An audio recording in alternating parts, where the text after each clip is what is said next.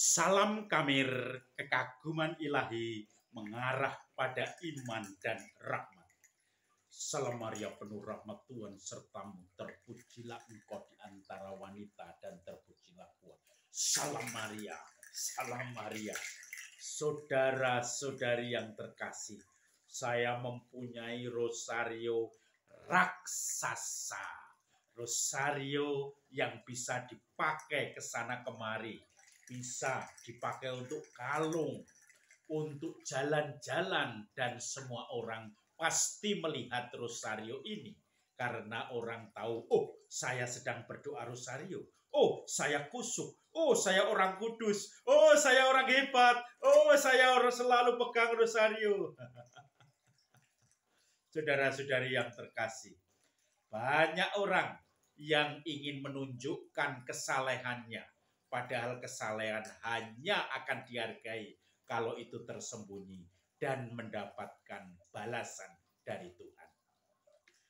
Hari ini kita mendengarkan Injil yang menarik. Yesus mengkritik orang-orang Farisi, pemuka-pemuka agama. Dengarkan ajarannya, karena mereka ini menduduki kursi Musa, tetapi jangan tiru tindakannya. Mereka semua ini suka dipuji, suka berdoa di jalan-jalan, di pasar-pasar. Mereka juga suka memakai jubah yang panjang. Mereka memakai tali sembahyang. Saudara-saudari, kalau dulu orang-orang Farisi, orang ahli Taurat itu untuk menyimbolkan dia selalu mengingat dengan Taurat, maka ayat-ayat itu kemudian ditulis dalam sebuah kertas atau apa, mungkin bukan kertas tapi dalam suatu tulisan, kemudian ditempelkan di satu kain, lalu ditempel. Itulah tali sembahyang. Orang bersembahyang dengan selalu mengingat ayat-ayat dari hukum Taurat itu. Maka kemudian mereka menempelkan itu sebagai tali sembahyang. Bahkan berusaha menunjukkan ke orang lain bahwa mereka ini orang yang selalu ingat kepada Yahweh Tuhan. Lalu kemudian Yesus melanjutkan. Mereka ini memberikan aturan-aturan, beban-beban pada orang banyak. Tetapi mereka tidak pernah menyentuhnya. Mereka tidak pernah melaksanakannya. Mereka membuat aturan tetapi mereka tidak pernah melaksanakannya. Nah, ini yang menarik. Mereka menduduki kursi Musa karena pengajaran-pengajarannya dengarkanlah. Tetapi tindakannya jangan kamu tiru. Yaitu menunjukkan jubah. Saya hebat. Saya sebagai orang-orang yang selalu berdoa. Dekat dengan Tuhan. Dekat dengan kitab suci, dekat dengan sembahyang, dekat dengan peribadatan. Nonsens. Saudara-saudari yang terkasih, saya mengenal beberapa keluarga yang sederhana, yang tidak pernah menunjukkan simbol-simbol keagamaan di dalam hidup sehari-hari. Ada seorang ibu, dia setiap hari dia berjualan di pasar. Dia seorang ibu yang harus bangun pagi-pagi, kemudian untuk mengedarkan seluruh dagangannya. Karena dia kalau kesiangan, pembeli-pembeli sudah pada pulang. Dia membeli di tempat orang lain, maka dia harus pagi-pagi di pasar.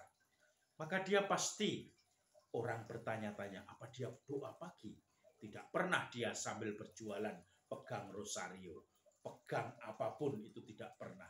Tetapi yang ada dalam pikirannya adalah Gusti nyuwun kaulasan, Tuhan semoga usaha saya ini nanti diberkati.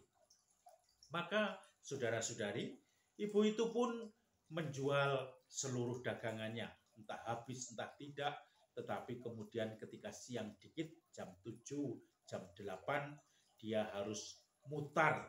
Kalau belum habis dagangannya, kalau sudah dia pulang, tapi kalau belum dia harus keliling untuk kemudian menawarkan dagangan itu ke toko-toko, ke kenalannya, kerabatnya, ke warung-warung, sehingga dia berusaha menghabiskan. yang menjadi doanya adalah supaya dagangannya habis sehingga bisa bertanggung jawab untuk mendidik, untuk menghidupi keluarganya. Lalu kemudian sudah jam 9, jam 10 balik ke rumah, mandi dan istirahat sebentar, duduk-duduk, ngeteh, dan kemudian nanti mulai dengan kesibukan-kesibukan yang lain. Nah, tidak pernah dia menunjukkan simbol-simbol keagamaan di depan publik. Mungkin dia merasa, nanti saya diketawain orang. Tetapi hidupnya sebetulnya adalah penuh dengan tanggung jawab terhadap anak-anaknya, karena dia sudah ditinggal suaminya dan anak-anaknya tergantung kepada dirinya. Maka kemudian nanti kalau sudah sore, dia pun berjualan lagi. Dan semuanya itu tentu saja dengan pembeli yang lain, yang kelompok-kelompok, bukan di pasar lagi. Besok pagi bangun pagi, kembali ke pasar pagi-pagi untuk jualan lagi. Saudara-saudari yang terkasih, orang yang seperti ini tanpa banyak kuar-kuar, dia harus menanggung tanggung jawab keluarganya. Dia harus menanggung kehidupannya. Bahkan beberapa orang juga menumpang di rumah dia karena mereka juga tergantung pada orang lain dan akhirnya tergantung pada ibu itu. Orang tuanya yang sudah jompo itu tentu saja sudah tidak bisa mencari makan lagi. Kemudian juga adiknya yang mungkin agak kurang dalam ingatan atau dalam kesehatan, ada semacam difabel, maka dia kemudian juga tergantung pada ibu itu, tidak hanya anaknya. Maka saudara-saudari yang terkasih, ketekunannya itu membuat dia dibenarkan Tuhan. Tanggung jawabnya tidak babi-bu dengan bahasa-bahasa rohani, tetapi babi-bu dengan bahasa-bahasa penjualan, supaya semuanya tertutupi karena kerja kerasnya, yaitu kebutuhan-kebutuhan keluarganya.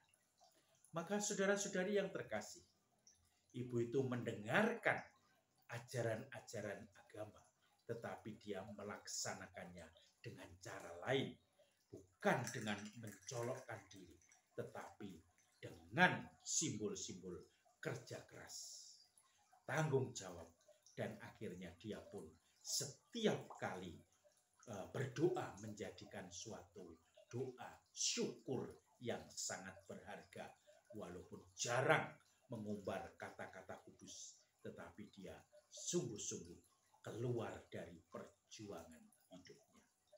Semoga kita pun sungguh-sungguh menghidupi apa yang diajarkan oleh Tuhan, dan kemudian tidak hanya berkata-kata dalam simbol, tetapi dalam tindakan nyata.